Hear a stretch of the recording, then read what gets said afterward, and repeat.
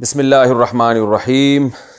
سورہ آل عمران کا سورہ اعراف کا رکوع نمبر 24 یعنی آخری رکوع چل رہا تھا، اور 90 پارے کا رکوع نمبر 14 یہاں تک تفسیر ہوئی تھی. وَإِخْوَانُهُمْ يَمُدُّونَهُمْ فِي الْغَيِّ ثُمَّ لَا يُقْصِرُونَ. اس آیت تک تفسیر ہوئی تھی. انشاءاللہ آج یہاں سے میں کنٹینیو کرتا ہوں. اعوذ باللہ من الشیطان الرجیم. بسم اللہ الرحمن الرحیم. اس سے پچھلی والی آیت میں یہ مضمون چل رہا تھا کہ اے نبی صلی اللہ علیہ وسلم، آپ عفو اور درگزر سے کام لیں، ان کی باتوں پہ آپ صبر کریں، غصے کا اظہار نہ کریں. اور کبھی شیطان آپ کو وسوسے میں ڈال دے، کوئی ایسا کام آپ سے کروا دے جو مصلحت کے خلاف ہو، تو اللہ تعالیٰ کی پناہ مانگیے. اور پھر اللہ نے قاعدہ بیان کیا کہ جو لوگ بھی پرہیزگار ہیں، جب شیطان کی طرف سے کوئی تصرف ہوتا ہے ان کے اوپر، تو اگر شیطان کے بہکاوے میں آ کے وہ کوئی غلطی کر بھی لیتے ہیں، فَإِذَا هُمْ مُبْصِرُونَ، اچانک ان کو احساس ہو جاتا ہے اور ان کی بصیرت کی آنکھیں کھل جاتی ہیں. وَإِخْوَانُهُمْ يَمُدُّونَهُمْ فِي الْغَيِّ. آگے فرمایا اور جو شیطان کے دوست ہیں، يَمُدُّونَهُمْ فِي الْغَيِّ، شیطان ان کو گمراہی میں گھسیٹتا چلا جاتا ہے. ثُمَّ لَا يُقْصِرُونَ، پھر وہ لوگ اس گمراہی میں کمی نہیں کرتے. کیا مطلب؟ شیطان کا بس تقریباً ہر ایک پہ چلتا ہے، لیکن پرہیزگار لوگ، انہیں احساس ہوتا ہے کہ ہم سے خطا ہوئی ہے، وہ توبہ کرتے ہیں، اللہ تعالیٰ سے معافی مانگتے ہیں اور اپنی اصلاح کر لیتے ہیں. لیکن جو شیطان کے دوست ہیں، شیطان کے بھائی ہیں، جو گناہوں سے بچنا چاہتے ہی نہیں ہیں، تو شیطان ان کو گناہوں میں دھکیلتا چلا جاتا ہے. یعنی پہلے وہ چھوٹا گناہ کرتے ہیں، پھر اس سے بڑا گناہ کرتے ہیں، ان کو احساس ہی نہیں ہوتا، پھر اس سے بڑا گناہ کرتے ہیں، اور ہوتے ہوتے وہ گناہوں کے دلدل میں بالآخر پھنس جاتے ہیں. پھر وہ کوتاہی نہیں کرتے، یعنی گناہ میں کمی نہیں کرتے، بلکہ ہر آنے والا دن ان کا پہلے سے بدتر ہوتا ہے. تو یہ بہت بڑی تنبیہ ہے. اس سے انسان کو احساس ہونا چاہیے کہ مجھے گناہ کر کے کیا ندامت ہوتی ہے، اور مجھے توبہ کی توفیق ملتی ہے تو بھی غنیمت ہے. لیکن اگر توبہ کی توفیق نہیں مل رہی اور ہر آنے والا دن پہلے سے آپ کا بدتر ہوتا چلا جا رہا ہے، تو اس کا مطلب قرآن کی نظر میں آپ شیطان کے بھائی ہیں، شیطان کے دوست ہیں. آگے اللہ فرماتے ہیں وَإِذَا لَمْ تَأْتِهِمْ بِآيَةٍ، اے نبی آپ نے عقلی دلائل کے انبار لگا دیے. جیسے ہم نے کہا آپ سے پچھلی آیتوں میں، پچھلے ایپیسوڈ میں یہ بات گزر چکی ہے، أَلَهُمْ أَرْجُلٌ يَمْشُونَ بِهَا، یہ جو بت ہیں جن کی تم عبادت کرتے ہو، کیا ان کے پاس چلنے کے لیے پاؤں ہیں؟ کیا ان کے پاس دیکھنے کے لیے آنکھیں ہیں؟ کیا یہ حقیقت میں تمہیں دیکھ رہے ہیں؟ کیا یہ تمہاری باتوں کو سن سکتے ہیں؟ یہ تو تمہاری طرح کمزور ہیں. تو کتنی مضبوط دلیل ہے ان بتوں کے باطل ہونے کی. یعنی یہ دلیل کا جواب ان کے پاس نہیں ہے، بلکہ آپ سے الٹا مطالبہ کرتے ہیں کہ آپ اپنے پیغمبر ہونے کی دلیل دیں اور معجزہ دیں.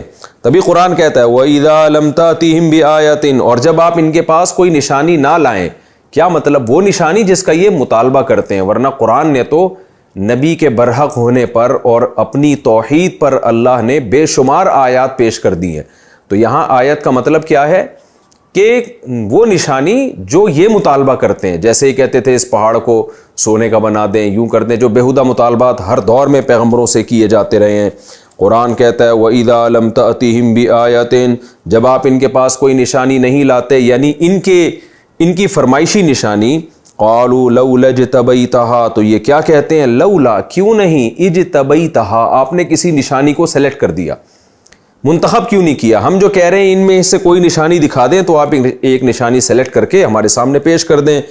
قل، اے نبی آپ جواب دیجئے، انما اتبع ما یوحى الی ربی، میں صرف اس بات کو فالو کرتا ہوں جو میری طرف رب کی طرف سے وحی کی جا رہی ہے. میں کوئی خدا نہیں ہوں جو تمہیں صبح شام معجزے دکھاتا رہوں اور نشانیاں دکھاتا رہوں. میں خدائی احکام کا پابند ہوں. خدا نے مجھے یہ کہا ہے کہ یہ والا پیغام میرے بندوں تک پہنچا دو. رہا یہ مسئلہ کہ یوں کر کے دکھا دو، نہر جاری کر کے دکھا دو، پہاڑ کو سونے کا کر کے دکھا دو، یہ میری ذمہ داری نہیں ہے. تو میں اللہ کا پیغام تم تک پہنچاؤں گا، اور جو کچھ وحی کی جا رہی ہے میں صرف اس کو فالو کروں گا. رہا مسئلہ نشانیوں کا، تو ھذا بصائر للناس، یہ جو ہے جو میں پیش کر رہا ہوں یعنی قرآن، بصائر للناس، یہ لوگوں کے لیے بہت ساری نشانیوں کی طرح ہے. دیکھیں بصیرت کیا کہتے ہیں؟ وہ نشانی جسے دیکھ کر انسان کی آنکھیں کھل جائیں. بصیرت کی باتیں ہیں نا، لوگ کہتے ہیں اس میں تو بہت ساری بصیرت ہے ان لوگوں کے لیے جو عقل رکھتے ہیں. جیسے کوئی حادثہ ہو جاتا ہے، واقعہ ہو جاتا ہے، تو ہم کیا کہتے ہیں؟ یار اس سے تو بصیرت، اہل بصیرت کو بصیرت حاصل ہو جانی چاہیے. تو بصیرت کا ایک معنی نشانی بھی ہوتا ہے، اور بصائر اس کی جمع.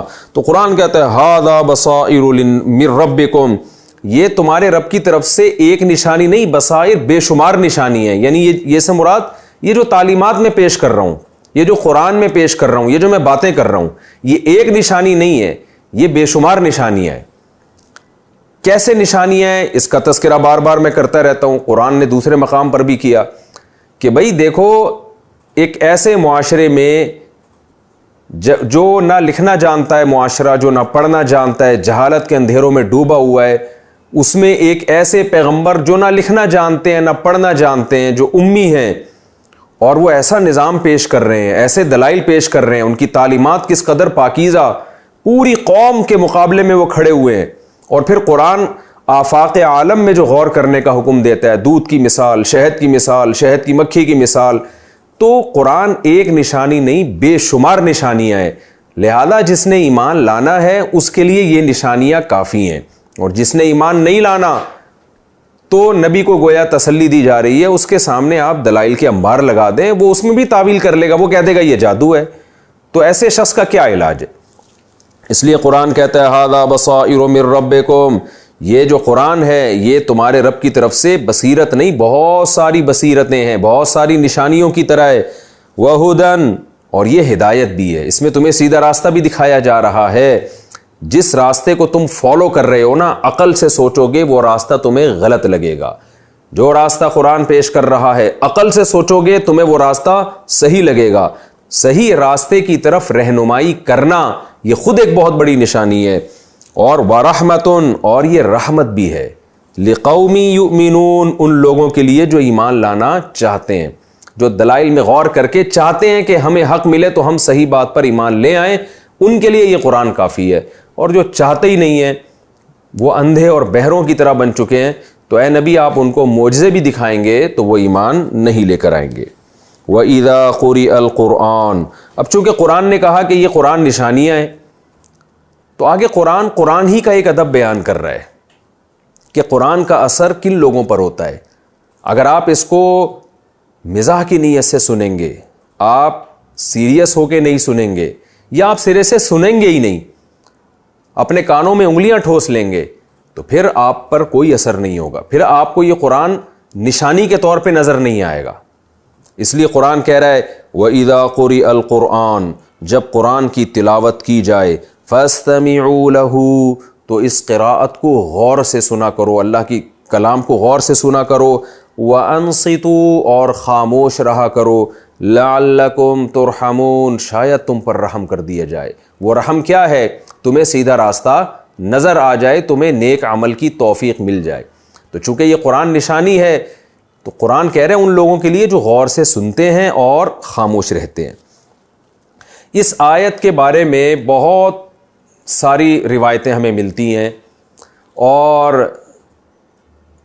بہت مختلف روایتیں ملتی ہیں کہ اس آیت کا شان نزول کیا ہے. بعض صحابہ سے منقول ہے کہ یہ خطبے کے بارے میں نازل ہوئی کہ جمعے کا جب خطبہ پڑھا جائے اور اس میں قرآن کی تلاوت ہو تو خاموشی سے سنو، اس میں بات چیت نہ کرو. بعض حضرات نے کہا، جیسے عبداللہ بن مسعود رضی اللہ تعالیٰ عنہ، انہوں نے کہا کہ امام جب قراءت کر رہا ہو نماز میں تو اس کے پیچھے قراءت کو خاموشی سے سنا جائے، امام کے پیچھے قراءت نہ کی جائے. جیسے کہ امام ابو حنیفہ رحمہ اللہ تعالیٰ کی رائے ہے کہ امام جب تلاوت کر رہا ہے چاہے سورہ فاتحہ ہی پڑھ رہا ہو تو آپ نہ پڑھیں. بلکہ اس آیت کی بیس پر جو حنفی فقہاء ہیں وہ اس طرف گئے ہیں کہ اس آیت نے امام کے پیچھے تلاوت کو حرام کر دیا. لہذا جن حدیثوں میں ہمیں پتہ چلتا ہے کہ امام کے پیچھے فاتحہ پڑھی جائے گی وہ حدیثیں ان آیتوں سے منسوخ ہیں. خیر فقہی اختلاف ہے یہ، امام شافعی اس کا دوسرا مفہوم بیان کرتے ہیں، امام احمد کچھ اور مفہوم بیان کرتے ہیں، جیسے کہ فقہا کا اختلاف ہوتا ہے. تو مختلف روایتیں ہیں. اب بعض نے تو یہ ترجیح دی ہے کہ نہیں جی خطبے کے بارے میں ہے یہ، بعض نے کہا نہیں یہ امام کے پیچھے فاتحہ کے بارے میں، بعض نے کچھ کہا، بعض نے کچھ کہا. لیکن جو اس میں دلیل کے لحاظ سے جو سب سے مضبوط بات ہے وہ مضبوط بات یہ ہے کہ سب یعنی خطبہ بھی اس میں شامل ہے, نماز میں قرات بھی اس میں شامل ہے, اور جب بھی تلاوت کسی محفل میں کی جائے گی سنانے اور سننے کی نیت سے تو وہ مجلس بھی اس میں داخل ہے. حضرت مولانا اشرف علی تھانوی رحمہ اللہ تعالیٰ نے بہت ساری روایات جمع کر کے جو اس میں تطبیق دی ہے وہ یہی تطبیق دی ہے کہ ایک تو ہوتا ہے کہ کہیں قرآن مجید کی تلاوت ہو رہی ہو, ایک آدمی اپنے طور پہ پڑھ رہا ہے, کوئی محفل نہیں لگی ہے تلاوت سننے اور سنانے کی, اپنے طور پر جیسے لوگ تلاوت کر رہے ہوتے ہیں, تو ایسی تلاوت کا سننا واجب نہیں ہے کیونکہ وہ اپنے طور پہ پڑھ رہا ہے, خود تلاوت کر رہا ہے. اگر اس تلاوت کے سننے کو اور خاموش رہنے کو واجب قرار دیا جائے تو اس میں بہت حرج ہے. آپ نے دیکھا مسجد میں کچھ لوگ ہلکی ہلکی آواز سے تلاوت کر رہے ہوتے ہیں, اب سب پر واجب تھوڑی ہے کہ سارے کام چھوڑ کے لوگ ان کی تلاوت سنیں, اس میں تو امت حرج میں مبتلا ہو جائے گی. آپ کہیں گزر رہے ہوتے ہیں, قرآن کی تلاوت کی آواز آ رہی ہوتی ہے, تو اس پر پوری امت کا اتفاق ہے کہ اس طرح کی تلاوت اس آیت کے مفہوم میں داخل نہیں ہے. لیکن وہ تلاوت جس میں تلاوت کرنے والے کا مقصد آپ کو سنانا ہے اور نصیحت کی محفل ہے, آپ بیٹھیں اس میں سننے کے لیے, ایک نصیحت کا ماحول قائم ہے, تو ایسے موقع پہ جہاں سننے سنانے کے لیے بیٹھا جائے گا تو وہاں قرآن کہتا ہے پھر خاموشی سے سننا ہے تاکہ تمہارے دل پہ اثر ہو, چاہے نماز ہو چاہے جمعے کا خطبہ ہو. اب نماز میں بھی امام تلاوت کرتا ہے مقتدیوں کو سنانے کے لیے, تو وہاں بھی مقتدیوں پر واجب ہے کہ وہ سنیں. خطبے میں امام تلاوت کرتا ہے, خطبے میں قرآن کی آیتیں پڑھتا ہے سنانے کے لیے, اور محفل ہوتی ہے سننے کی, تو خطبے کے دوران بھی آیتوں کا سننا واجب ہے, اس دوران بھی آپ بات نہیں کر سکتے. اسی طرح کوئی بھی نصیحت کی محفل ہو جس میں واعظ قرآن کی آیتیں پڑھ کے سنا رہا ہو اور محفل نصیحت کی ہو, تو اس میں بھی اس محفل میں موجود لوگوں پر واجب ہوگا کہ قرآن کی آیتیں غور سے سنیں, اور جو ان کو قرآن کے ترجمے کے ذریعے نصیحت کی جا رہی ہے, جو ترجمہ پڑھا جا رہا ہے اس کو غور سے سنیں, چاہے وہ قرآن کی آیت ہو یا اس کا ترجمہ ہو. تو اس طرح سے تمام روایتوں میں تطبیق ہو جاتی ہے, تو پھر اس نصیحت کا اثر ہوگا. تو خلاصہ یہ نکلا کہ صرف ایک صورت اس سے مستثنا ہے, ایک صورت ایسی ہے جس میں قرآن کا سننا واجب نہیں ہے, وہ یہ ہے کہ جب کوئی آدمی اپنے طور پہ قرآن مجید کی تلاوت کر رہا ہو اور آپ اپنے کام میں مشغول ہو وہاں پہ, تو شریعت نے آپ کو اجازت دی آپ اس کی تلاوت نہ سنیں, کیونکہ اگر اتنا ہم عموم اس آیت میں رکھ لیں گے تو اس سے لوگ حرج میں مبتلا ہو جائیں گے. تو قرآن کہتا ہے وَإِذَا قُرِئَ الْقُرْآنُ, جب قرآن کی قرات کی جائے تلاوت کی جائے, فَاسْتَمِعُوا لَهُ, تو اسے غور سے سنو. یہ آیت اصل میں نبی صلی اللہ علیہ وسلم کے بارے میں نازل ہوئی ہے نا. آپ صلی اللہ علیہ وسلم جب نصیحت کرتے تھے, قرآن پڑھتے تھے, تو مشرکین کانوں میں انگلیاں ٹھوستے تھے, مذاق اڑاتے تھے, شور و غل شروع کر دیتے تھے, بات چیت شروع کر دیتے تھے, اس سے خلل واقع ہوتا تھا. تو وہ بھی محفل ہوتی تھی نصیحت کی, نبی صلی اللہ علیہ وسلم اللہ کا کلام پڑھ کے سنا رہے ہیں اس لیے تاکہ سنا جائے اس کو. تو ایسے موقع پہ لہو و لعب سے کام لینا اور مشرکین شور و شغب شروع کر دیا کرتے تھے, یہ سب حرام ہے. تو یہ آیت قیامت تک کے بارے میں ہے, لیکن اس محفل کے بارے میں جہاں جو نصیحت کی محفل ہوگی. قرآن کہتا ہے جب قرآن کی قرات کی جائے اسے غور سے سنو اور خاموش رہو تاکہ تم پر رحم کیا جائے. اور ہم نے دیکھا ہے کہ جب بھی کہیں تلاوت ہو, اگر آپ ادب کے ساتھ خاموشی سے اس کو سنیں اور اس کے معنی میں غور و فکر کریں اور خاموش رہیں, تو واقعی اس کا انسان کے دل پہ بہت گہرا اثر ہوتا ہے, اور یہ عمل اللہ کی رحمت کو متوجہ کرنے کا ذریعہ بنتا ہے. وَاذْكُرْ رَبَّكَ فِي نَفْسِكَ تَضَرُّعًا, اب قرآن کی تلاوت کیونکہ ذکر ہے تو اسی ضمن میں باقی ذکر کا بھی اللہ نے تذکرہ کر دیا کہ قرآن کی تلاوت کا حکم تو میں نے بیان کر دیا, ویسے جب اللہ کا نام لیا جائے تو کیسے لیا جائے, اس میں کیا کنڈیشن ہونی چاہیے. قرآن کہتا ہے وَاذْكُرْ رَبَّكَ فِي نَفْسِكَ, اور آپ اپنے رب کو یاد کیجئے اپنے دل میں. دل میں اس مراد یہ کہ اپنی ذات میں, دل میں کا مطلب یہ نہیں کہ سوچنا ہے آپ نے, اپنی ذات میں. کس طریقے سے؟ تضرعاً, عاجزی کے ساتھ, وخیفتاً, اور خوف کے ساتھ. اللہ کا ذکر بھی دھیان سے کرنا چاہیے. ودون الجہری من القول, اور قول میں جہر سے کچھ کم. کیا مطلب؟ اتنی زور سے اللہ کا ذکر کرنا کہ چیخ و پکار میں آ جائے, یہ قرآن کی نظر میں پسندیدہ کام نہیں ہے. جیسے بعض لوگ لاؤڈ سپیکر کھول کے چیخ چیخ کے ذکر کر رہے ہوتے ہیں, یہ غلط ہے. تو دون الجہری من القول, قول میں جو جہر ہے یعنی اونچی آواز ہے اس اونچی سے تھوڑا کم ہو. تو علماء نے بیان کیا کہ اتنی آواز سے ذکر کرنا جائز ہے کہ کسی دوسرے کے آرام میں خلل نہ ہو, اور جہر مفرط نہ ہو. مفرط کا مطلب ہوتا ہے بہت اونچی آواز سے, تو ہلکی ہلکی آواز سے اس کا فائدہ کیا ہوتا ہے کہ آپ کا ذکر کی طرف دھیان لگا رہتا ہے. تو آہستہ آواز سے ذکر کرنا بھی جائز ہے, اس کا تذکرہ دوسری احادیث سے ملتا ہے, اور جہرن ذکر کرنا بھی جائز ہے. اتنا جہر جو ہلکا جہر ہو, اس کا جواز ہمیں قرآن مجید کی اس آیت سے پتہ چلتا ہے. تو اس سے بھی پتہ چلتا ہے کہ بعض لوگ جو ذکر جہری کو بالکل ہی ناجائز کہتے ہیں وہ بھی قرآن کی آیت کے خلاف ہیں.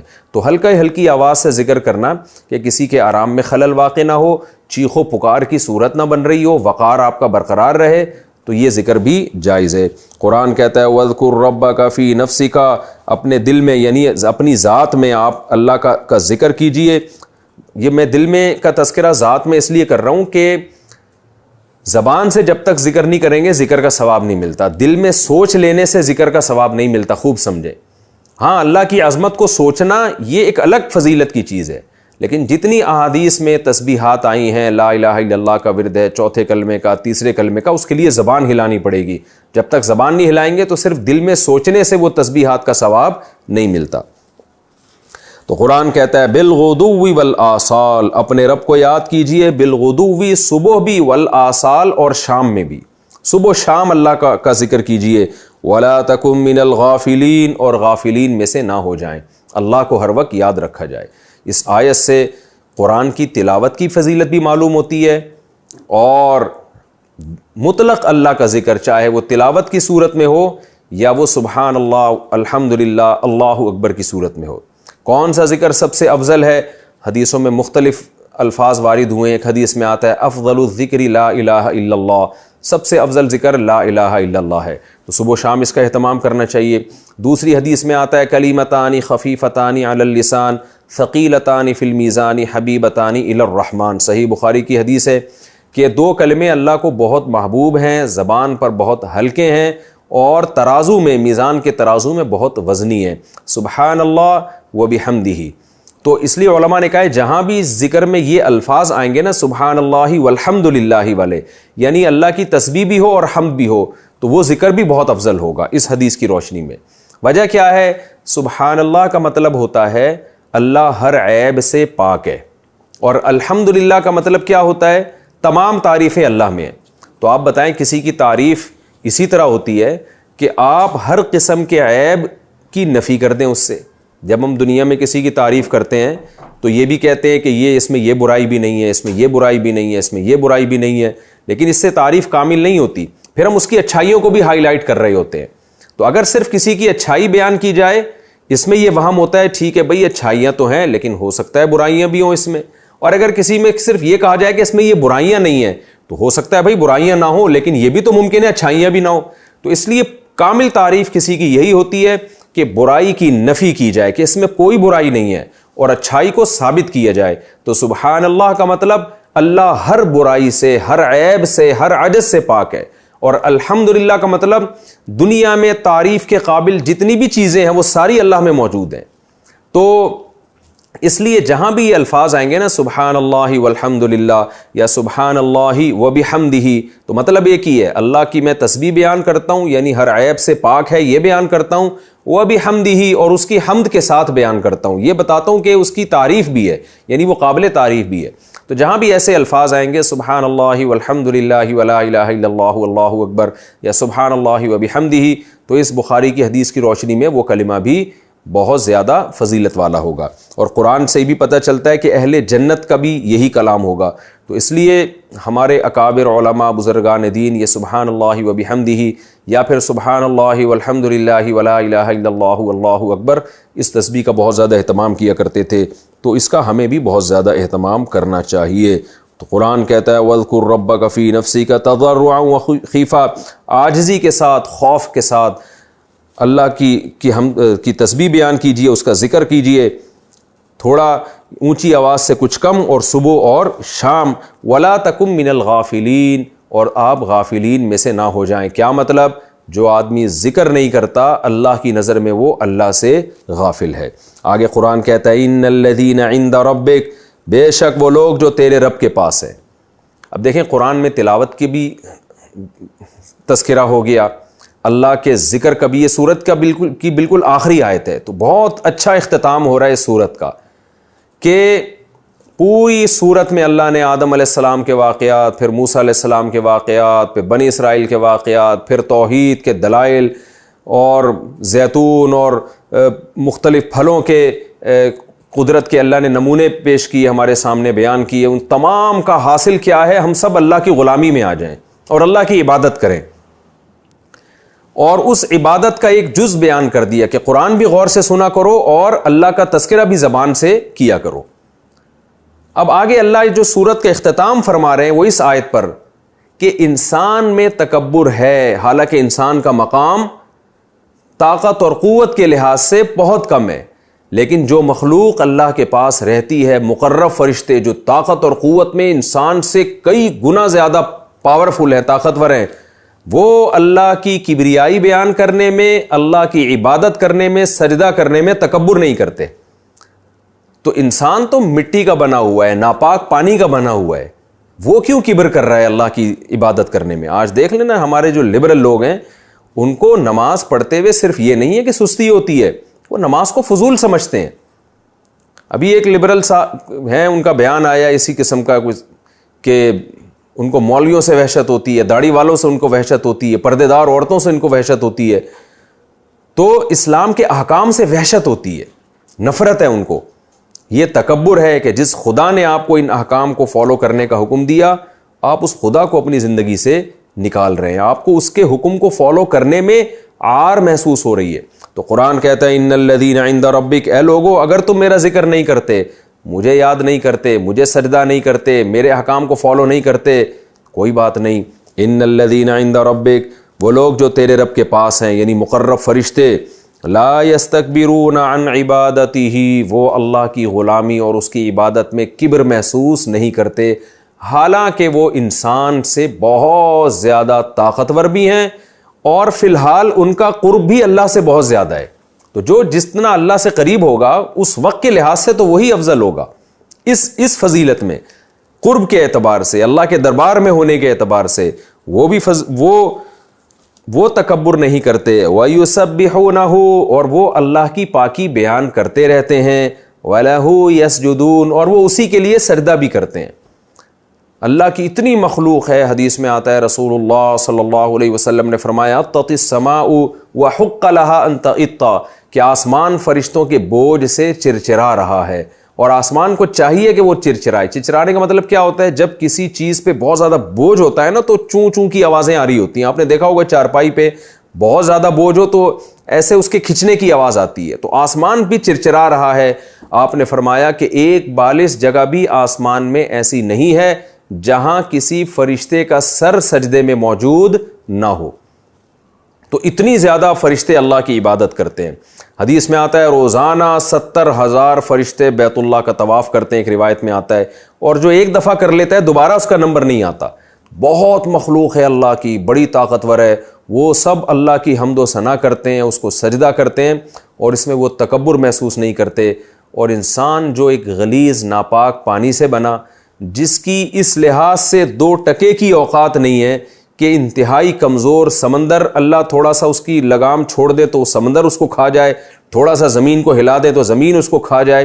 لیکن کتنے دنیا میں لوگ ایسے ہیں جو تکبر کرتے ہیں اور اللہ کی عبادت میں عار محسوس کرتے ہیں.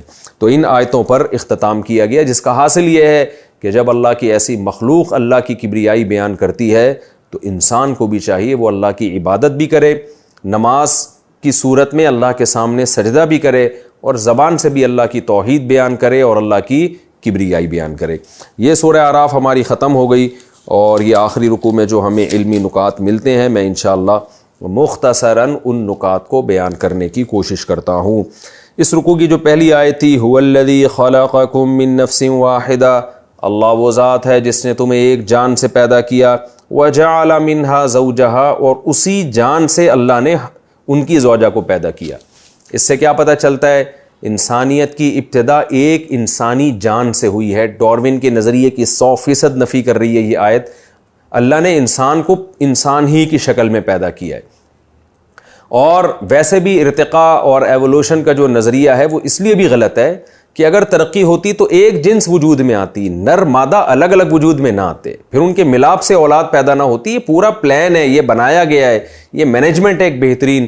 تبھی قرآن کہتا ہے اسی ذات سے میں نے ان کی زوجہ کو بنایا, لیسکون الیہا, ان کو مرد بنایا, ان کو عورت, تاکہ یہ مرد اس عورت کے ملاپ سے سکون اور اطمینان محسوس کرے. ان کی باڈی کی یہ ریکوائرمنٹ ہے اس سے ملاقات کرنا.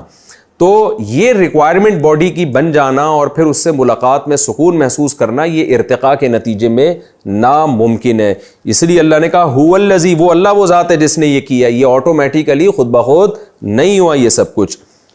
دوسرا اس سے ہمیں یہ پتہ چلا کہ اللہ نے آدم اور حوا کو الگ الگ نہیں بنایا کہ ایک آدم الگ بنائے ہوں, اماں حوا کو الگ, بلکہ تمام انسانوں کی اصل ایک آدم پہ جمع ہو جاتی ہے. اماں حوا کو اللہ نے حضرت آدم ہی کی باڈی سے پیدا کیا ہے. تو اسی وجہ سے حدیث میں آتا ہے ہن شقائق الرجال, عورتیں مردوں کے جسم ہی کا ایک ٹکڑا ہے. تبھی ان میں بہت زیادہ چیزوں میں مماثلت ہے, جنس ایک ہے, اس لحاظ سے دونوں کی جنس ایک ہے کہ ڈی این اے آپ کہہ سکتے ہیں کہ ایک ہے, یعنی اسی باڈی سے بنایا اللہ نے, اسی سیل سے بنایا اللہ تعالیٰ نے عورت کو. اس لیے اس میں بہت ساری صفات مردوں والی ہیں, ان کو بھی بھوک لگتی ہے, ان کو بھی خواہشات ہیں, مردوں کو بھی خواہشات ہیں. تو بہت ساری چیزیں دونوں کی سیم ہیں. اسی وجہ سے قرآن نے حقوق بھی دونوں کے سیم بیان کیے. حقوق سیم بیان کرنے کا مطلب یہ کہ دونوں کے حقوق کی تاکید ایک جیسی ہے کہ اگر مرد عورت پہ ظلم کرے گا تو اس کو بھی اتنا ہی گناہ ملے گا جتنا عورت کے مرد پہ ظلم کرنے سے. جو انسانی حقوق ہیں, جن کا ہیومن رائٹ سے تعلق ہے, وہ قرآن نے مرد اور عورت دونوں کے لیے سیم رکھے ہیں. تو دوسری اللہ نے حکمت بیان کی لیسکون الیہا, کہ زوجہ کو اللہ نے پیدا کیوں کیا, تاکہ اس کی طرف مرد کو سکون ملے. تو یہ خوب سمجھ لیں اللہ تعالیٰ نے جو مرد اور عورت کا ملاپ رکھا ہے اس کی اصل وجہ نسل بڑھانا ہے, اور اس کی ایک حکمت ہے سکون. میں بار بار یہ ایک اصول فقہ کی بات لوگوں کو بیان کرتا ہوں کہ بہت سارے یعنی احکام اور بہت سارے باتیں ایسی ہوتی ہیں جن کی کچھ علت ہوتی ہے اور کچھ حکمتیں ہوتی ہیں. تو خوب سمجھ لیں شادی کا بنیادی مقصد سکون نہیں ہے, شادی کا بنیادی مقصد نسل بڑھانا ہے. جو نر مادہ کا نظام, میل فیمیل کا نظام جو اللہ نے پیدا کیا ہے, وہ نسل کے بڑھانے کے لیے پیدا کیا ہے. اس کا بنیادی مقصد سکون نہیں ہے. سکون اس کے ضمن میں اللہ تعالیٰ عطا کر دیتے ہیں, یہ اللہ کی رحمت ہے. یہ مضمون احادیث سے بھی ثابت ہے اور قرآن میں دوسرے مقام پر بھی ثابت ہے. تو اس کی میں پہلے ایک مثال سے سمجھاتا ہوں. جیسے حضرت عمر رضی اللہ تعالی عنہ سے مروی ہے سوداء ولود احب الی اللہ من الحسناء التی لا تلد, وہ کالی عورت جو بچے جنتی ہو, اس سے نکاح کرنا اللہ کو زیادہ محبوب ہے اس عورت سے جس کے اولاد نہ ہوتی ہو, چاہے وہ حسین ہو. اب آپ بتائیں سکون والی جو حکمت ہے وہ تو بدصورت عورت کے بجائے خوبصورت میں زیادہ ہے. لیکن پھر بھی کیا کہا جا رہا ہے کہ جو اولاد دیتی ہے وہ اس خوبصورت سے زیادہ بہتر ہے, بے شک وہ اولاد دینے والی بدصورت ہی کیوں نہ ہو. تو ہمیں قرآن و سنت میں پتہ چلتا ہے. اسی طرح حدیث میں آتا ہے ایک صحابی نبی صلی اللہ علیہ وسلم کے پاس آئے اور عرض کیا یا رسول اللہ انی اصبت امرأۃ ذات حسن و جمال و منصب او کما قال, کہ یا رسول اللہ مجھے ایک ایسی عورت کا رشتہ میسر آیا جو خوبصورت بھی ہے, مالدار بھی ہے اور اونچے گھرانے کی بھی ہے, لیکن اس کے اولاد نہیں ہوگی, بانجھ ہے. تو 3 دفعہ مختلف مجلسوں میں صحابی آئے اور تینوں دفعہ نبی نے ان کو منع کیا, اور پھر آپ نے فرمایا تزوج الودود الولود فانی مباہی بکم الامم, ایسی عورت سے نکاح کرو جو محبت بھی کرے اور اولاد بھی دے تمہیں. تو اس سے ہمیں پتہ چلتا ہے کہ اگر ایک عورت ایسی ہے جس میں نکاح میں آپ کو سکون زیادہ ملے گا اس کے حسن و جمال کی وجہ سے, اور ایک عورت ایسی ہے جو اولاد آپ کو زیادہ دے گی, تو پھر اسلام اولاد کو ترجیح دیتا ہے اور اس کی خوبصورتی کو دوسرے نمبر پہ رکھتا ہے, جس اس کو اپریشیٹ نہیں کرتا. تو ان احادیث سے ہمیں پتہ چلتا ہے. اسی طرح قرآن میں ایک اور مقام پر ہے, اسی طرح قرآن میں آتا ہے نساؤکم حرث لکم, اللہ نے عورت کو کھیت سے تعبیر کیا, کھیت پیداوار کے بڑھانے کا ذریعہ بنتا ہے. تو کھیت اس معنی میں کہ یہ تمہیں نسل دے گی. یہ یاد رکھیں کھیت توہین کے معنی میں نہیں ہے. لوگ اس آیت کا ترجمہ اس طرح کرتے ہیں کہ اس میں عورت کی ایک توہین کا عنصر نکل رہا ہوتا ہے. تو یہاں مطلب یہ ہے کہ یہ ایک زمین جیسے تمہیں پیداوار دیتی ہے آلو پیاز ٹماٹر کی شکل میں, تو عورت تمہیں پیداوار دے گی علماء صلحاء اور انسانوں کی شکل میں. جو ملک کے لیے کام آئیں گے, انسانیت کے لیے کام آئیں گے, تو اس معنی میں اس کو کھیت سے تعبیر کیا ہے. تو قرآن میں بھی اللہ نے زوجہ کو جو اصل جو بیوی کا مقصد قرار دیا ہے وہ ہے اولاد. یہ جو قرآن کہہ رہا ہے لیسکن الیہا, اس کو کہتے ہیں لام عاقبت. اس کا مطلب یہ ہوتا ہے کہ اللہ نے بیوی کو بنایا جس کا نتیجہ یہ نکلتا ہے کہ تمہیں اس سے سکون حاصل ہوتا ہے, تو رزلٹ اس کا یقیناً سکون کی صورت میں ہوگا. لیکن نکاح کا بنیادی مقصد سکون نہیں ہے. فطرت اور نیچر نے جو مرد اور عورت کا ملاپ رکھا ہے اس کا بنیادی مقصد نسل بڑھانا ہے. یہ بار بار میں اس لیے ریپیٹ کر رہا ہوں کہ آج نکاح کی بیس ہی اولاد رہی نہیں ہے, صرف خواہش پوری کرنا رہ گیا ہے. یعنی اگر کیونکہ لوگ ہم سے کہہ رہے ہوتے ہیں ہمیں دوسری شادی کے لیے ایسی لڑکی چاہیے جس کی اولاد نہ ہوتی ہو, تو یہ بالکل آپ شریعت کے منشا کے خلاف چل رہے ہیں. لیکن نکاح کی تو مسئلہ ہی ہے کہ آپ کی نسل بڑھے. تو وجہ کیا ہے, فیملی پلاننگ نے اتنا, فیملی پلاننگ والوں نے ایسا دماغ خراب کر دیا کہ نیچر ہی کو الٹ کے رکھ دیا انہوں نے. تو اس لیے خوب سمجھ لیں کہ اگر کوئی حسین عورت ہے لیکن آپ کو پتہ ہے اس سے اولاد نہیں ہوگی, اس کے مقابلے میں کوئی بصورت ہے جس سے آپ کو پتہ ہے کہ اولاد ہوگی, تو اسلام آپ کو ترغیب دیتا ہے کہ آپ اس بصورت سے کر لیں, کیونکہ اولاد کی حکمت باقی تمام حکمتوں میں سب سے پہلے. ہاں یہ ضرور ہے کہ اگر آپ نے شادی کر لی اور آپ کی زوجہ کے اولاد نہیں ہو رہی کسی وجہ سے, تو اس کو طعنے دینا یا طلاق دینا بہرحال پسندیدہ کام نہیں ہے, وہ پھر تقدیر کا حصہ سمجھ کے اس پہ صبر کیا جائے.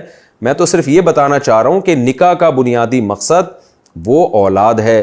سکون ایک ضمنی چیز ہے جس کا قرآن نے یہاں تذکرہ کیا. جیسے قرآن میں ایک اور مقام پر آتا ہے جعل لکم من انفسکم ازواجا وجعل بینکم مودۃ ورحمہ, اللہ نے تمہاری جنس کے جوڑے پیدا کیے اور تمہارے درمیان بے پناہ محبت رکھ دی ہے. تو یہ اللہ کی طرف سے نکاح کرنے والوں کو پر کچھ احسانات کیے جا رہے ہیں کہ صرف اولاد نہیں ملتی بلکہ محبت بھی ملتی ہے, تمہاری جائز خواہش بھی پوری ہوتی ہے, تم زنا سے بھی بچتے ہو, تمہارا خاندان آباد ہوتا ہے. یہ ساری مصلحتیں حاصل ہوتی ہیں جن میں سے ایک مصلحت کا اللہ نے یہاں پر تذکرہ کیا لیسکن الیہا. یہ اس لیے بھی میں نے پوری ڈیٹیل بیان کی ہے کہ اگر آپ کو اپنی زوجہ سے محبت نہیں اور سکون نہیں مل رہا, تو اگر اولاد دے رہی ہے اور اس اولاد کی تربیت کر رہی ہے تو آپ اس کو برداشت کریں, کیونکہ اس آیت کو لوگ بعض دفعہ پیش کر کے طلاقیں بھی دلوا دیتے ہیں میاں بیوی میں. جہاں میاں بیوی میں پھڈے ہو رہے ہوتے ہیں ان کو کہتے ہیں یار نکاح کا تو بنیادی مقصد ہی سکون ہے, تمہیں سکون نہیں مل رہا. ہمارے ایک استاد سے انہوں نے اپنے واقعہ بتایا کہ میرا اپنی زوجہ سے بہت زیادہ لڑائیاں ہوتی تھیں اور ان کو محبت نہیں تھی, تو کہتے ہیں میں نے ارادہ کیا میں اس کو طلاق دوں. تو میں نے اپنے کسی بڑے استاد سے پوچھا تو انہوں نے کہا کہ بھائی دیکھو ہو سکتا ہے اللہ تمہیں اس سے ایسی اولاد دے جو تمہارے بڑے کام آئے, اور کیونکہ قرآن کہتا ہے عسیٰ ان تکرہوا شیئا ویجعل اللہ فیہ خیرا کثیرا. یہ آیت تو بیوی ہی کے بارے میں نازل ہوئی ہے کہ اگر تم اپنی بیوی کو ناپسند کرتے ہو فَإِن كَرِهْتُمُوهُنَّ, اگر تم ناپسند کرتے ہو تو عین ممکن ہے تم کسی چیز کو ناپسند کرو اور اللہ اس میں پھر بھی خیر رکھ دے. تو وہ کہتے ہیں میں نے جب یہ آیت پڑھی اپنے استاد سے, میں نے یہ آیت سنی اور میں نے سوچا تو میں نے اس عورت کو برداشت کیا بد اخلاق ہونے کے باوجود. نتیجہ یہ نکلا کہ اللہ نے بہت نیک اور صالح ان کو اولاد کی نعمت سے نوازا. تو وہ اپنے بچوں کو دکھا کے نا ہمیں کہا کرتے تھے کہ یہ وہ خیر کثیر ہے جو اللہ نے مجھے عطا کی ہے. تو یہ آیت کا لوگ غلط مفہوم پیش کرتے ہیں. دوبارہ میں خلاصے کے طور پہ بیان کر دیتا ہوں کہ لوگ کیا پیش کرتے ہیں, بھئی قرآن کہتا ہے اللہ نے تمہارے لیے جوڑا پیدا کیا, بیوی پیدا کی تاکہ سکون ملے, تو مجھے اس سے سکون ہی نہیں مل رہا اس کمبخت سے, اس کو چھوڑ کے میں کسی اور سے شادی کروں گا. تو خوب سمجھ لیں اگر یہ آپ کو اولاد دے رہی ہے, بچوں کی تربیت کر رہی ہے, تو یہ اس کو روک لینا, یہ اس کو چھوڑ دینے سے بہرحال بہتر ہے, الا یہ کہ ناقابل برداشت ہو جائے کسی کے لیے, کیونکہ نکاح کا بڑا مقصد نسل بڑھانا ہے, باقی ساری چیزیں دوسرے درجے میں. اس لیے میں نے اس آیت کی اتنی لمبی چوڑی آپ کے سامنے تفسیر پیش کی ہے. اگلا ہمیں کیا سبق ملتا ہے کہ ہمیں بعض دفعہ کوئی نعمت جب تک نہیں ملی ہوتی تو ہم اللہ کو یاد کرتے ہیں, جہاں نعمت مل جاتی ہے تو دوسروں کے کھاتے میں ڈال دیتے ہیں. جیسے مشرک تو یہی کر رہا ہوتا ہے کہ پہلے اللہ سے کو پکارتا ہے اور جب نعمت مل جاتی ہے تو فلاں نے کیا ہے فلاں نے کیا ہے, یہ بھی ناشکری ہے, اس کی نسبت اللہ ہی کی طرف کرنی چاہیے. اور تیسرے نمبر پہ شرک کی برائی, خاص طور پہ بت پرستی کی. کیسے قرآن نے دھجیاں اڑا دی ہیں مشرکین کے نظریات کی. وَلَا يَسْتَطِيعُونَ لَهُمْ نَصْرًا, یہ اپنی مدد نہیں کر سکتے, تمہاری مدد نہیں کر سکتے, اور یہ تمہاری بات کو سن نہیں سکتے ہیں. ان کے پاؤں نہیں ہیں جن سے چل سکیں, آنکھیں نہیں ہیں جن سے دیکھ سکیں, ہاتھ نہیں ہیں جن سے پکڑ سکیں. تو کتنا اللہ کا بڑا فضل ہے, اللہ نے ہمیں بت پرستی سے بچایا ہے. اور قرآن یہ بھی کہتا ہے کہ خذ العفو وامر بالعرف واعرض عن الجاہلین، نبی کو حکم کیا دیا جا رہا ہے کہ جاہلوں سے اعراض کریں. تو قیامت تک کے لیے یہ مبلغین کو حکم ہے کہ آپ دلائل کے انبار لگا دیں، لیکن معاشرے میں ایسے جاہل موجود رہیں گے جو ہر دلیل کا الٹا جواب دیں گے اور آپ کو بہت غصہ آئے گا. ان آیتوں کی صداقت دیکھنی ہو نا تو آج آپ حق کی تبلیغ شروع کر دیں. دیکھیں جو مخالف لوگ ہیں نا وہ کیسے آپ کے دلائل کے غلط جوابات دیتے ہیں اور انسان کو ان کے غلط جوابوں پہ غصہ آ رہا ہوتا ہے. لیکن قرآن کیا کہہ رہا ہے کہ جہاں مصلحت ہو وہاں غصہ جاری کرنا ہے، جہاں مصلحت نہیں ہے تو خذ العفو اور وامر بالعرف، آپ نے اپنی تبلیغ کرنی اور جاہلوں کو منہ نہیں لگانا، ورنہ آپ کی صلاحیتیں ان جاہلوں میں ضائع ہو جائیں گی.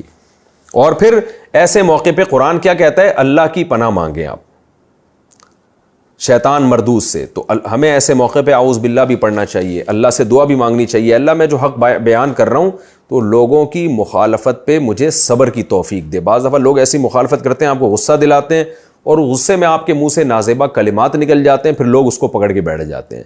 تو اس لیے اللہ نے کہا کہ اگر شیطان تم سے کبھی کوئی ایسا کام کروا دے تو پرہیزگار لوگ توبہ کر لیتے ہیں، اور جو پرہیزگار نہیں ہے وہ گناہوں میں چلتے چلے جاتے ہیں. نبی کو یہ کہا جاتا تھا معجزے لے کر آئیں، تو قرآن نے کیا کہا؟ آپ بتا دیں بھائی میں جو مجھے حکم دیا جا رہا ہے میں اس کو فالو کر رہا ہوں. تو اس سے بھی پتہ چلتا ہے کہ جو مبلغ ہوتا ہے اس نے اللہ کی مرضی دیکھنی ہے کہ اللہ کس میں خوش ہے. تو ہم اگر حق بات بیان کر رہے ہیں، حق کے راستے کو فالو کر رہے ہیں، تو ہمیں بھی یہی سوچنا چاہیے بھائی ہم اللہ نے جو ہمارے ذمے کام لگایا ہے ہم نے وہ ڈیوٹی پوری کرنی ہے. لوگوں کو نہیں دیکھنا لوگ کیا کہہ رہے ہیں، پبلک ہماری بات مان رہی ہے کہ نہیں مان رہی. قرآن کی فضیلت کا بھی اس میں ہمیں پتہ چلا، وَإِذَا قُرِئَ الْقُرْآنُ فَاسْتَمِعُوا لَهُ. تو اس سے پتہ چلتا ہے جب بھی نماز میں تلاوت کی جا رہی ہو یا کوئی قرات کی محفل ہو جہاں قاری صاحب تلاوت کر رہے ہوں یا کوئی نصیحت میں قرآن کی آیت آپ کو پڑھ کے سنا رہا ہو تو خوب غور سے سننا چاہیے. اس میں لہو و لعب کرنا، مذاق اڑانا یا باتوں میں مشغول ہو جانا یہ بہت نازیبہ حرکت ہے. اس سے آپ کے دل میں قرآن کی ویلیو نکل جائے گی. اور وَاذْكُرْ رَبَّكَ فِي نَفْسِكَ تَضَرُّعًا وَخِيفًا، اس میں ذکر اللہ کی فضیلت معلوم ہوتی ہے. حدیث میں آتا ہے چوتھا کلمہ لا الہ الا اللہ وحدہ لا شریک لہ، اس کی فضیلت ہے. تیسرے کلمے کی فضیلت ہے. بہت ساری فضیلتیں حدیث میں. جس ذکر سے آپ کو مناسبت ہو وہ ذکر صبح و شام ہمیں پابندی سے کرنا چاہیے. یہ ہماری سورت الحمدللہ سورہ اعراف کمپلیٹ ہوئی. اگلے ایپیسوڈ میں ہم انشاءاللہ سورہ انفال شروع کریں گے. 90 پارے کا رکوع نمبر 15 اور سورہ انفال کا رکوع نمبر 1 شروع کریں گے.